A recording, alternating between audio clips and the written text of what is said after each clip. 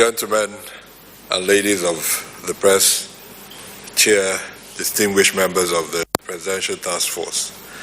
Firstly, I'll join the Chair and the Honorable Minister by wishing all my Muslim brothers and sisters Ramadan Kareem. So, COVID-19 has changed the way we live our lives in many ways.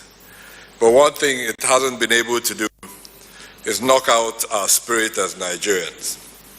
So I'd like to start today by really thanking everyone for your continued sacrifice on this journey, and your continued cooperation with the lockdown as advised, instituted by Mr. President and many other governors across the country. As we traveled around the country over the last 4 days, we could really see how difficult it has been and how hard Nigerians have been trying to do their very best. We know it's a difficult journey, but we also know that we will eventually exit this stage and restart our normal lives. But that stage is still a while to come. And I ask for your endurance, your support, your patience. Lots of efforts are going on across the world to find new therapies, to find vaccines. Everybody is pushing very hard in this direction. So we need to stay firm and continue trying. We need really unprecedented levels of caution and to continue carrying out the preventive measures that we've advised severally on this platform. I'd like to really refocus and re-emphasize 5 of them, and really to ask everyone to support each other. When we talk about hand washing and respiratory etiquette, it sounds very difficult, and to be honest, it is difficult. Right now, I can't get back into my own household without being sent to wash my hands. And this is the reality. I don't rely on myself anymore to carry this out. Everybody knows in my household that they have to see me.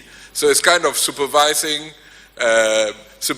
me to do the things I ask everyone to do, in recognition that none of us is strong enough to do this all the time. So I'd really ask everyone to find those checks and balances in our own lives, whether it's in our workplace or at home, to make sure that we do the things that we have to do. Physical distancing is very difficult, so we can't rely on ourselves either. So when you're on a queue and you're moving towards an entrance, hold back or ask other people to do the same. So you allow yourself some distance. This is not easy to do, but we all have to hold ourselves accountable for it.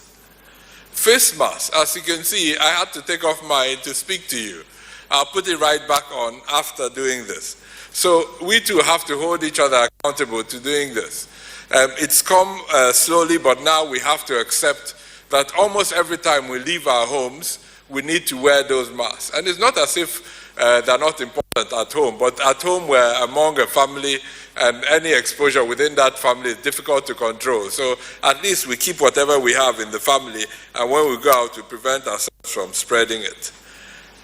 And spreading it, you do by when you go out. And we're an outgoing society. We live outdoors, we walk outdoors. So staying at home and thinking about every movement that we make is very important, especially when we feel the need to travel. And I recognize how difficult this is at the moment.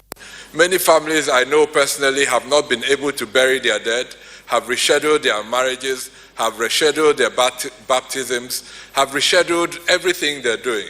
So in a way, it feels like life is in suspense, or we have suspended so many of the things that we hold very dear. So I am sure that everyone on this side of the table recognizes the great sacrifice being made by Nigerians. But we only have to encourage each other to continue. Continue till we get to the position where we can relax some of that. But to get to that place, we have to continue in the short term. And finally, we must remember that the most vulnerable people to this disease right now are the elderly in our society and those with some comorbidities. What do we mean by comorbidities? Some other illnesses. We must protect them.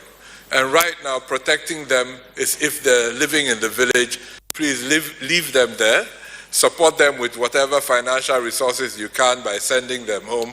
But please, now is not the time to encourage travel. Travel is difficult anyway, and rightly so. But really, if you have anyone that in your family, in your society, in your church, whatever social congregation you have, these are really the most vulnerable in our society right now to this new disease, and we must protect them as much as possible. So now to conclude, we're all working hard to get to the point where we can relax some of these measures, but we're simply not there yet. So we ask you to join us, continue on this journey with us, amplify the messages that we are giving. There's no amount of risk communication that we can carry out through our different means that can get to every Nigerian. So we need every message sent out to be amplified several times more. We're very happy to have the leadership of the Nigeria Labour Congress here with us today. We really need your support in sharing these messages, encouraging our citizens to stay firm and join us on this journey. We will get to the end of it, but in the short term, we're asking you for some additional sacrifice as we continue to work hard to flatten the curve and see that we ultimately get out of this pandemic altogether. So thank you very much.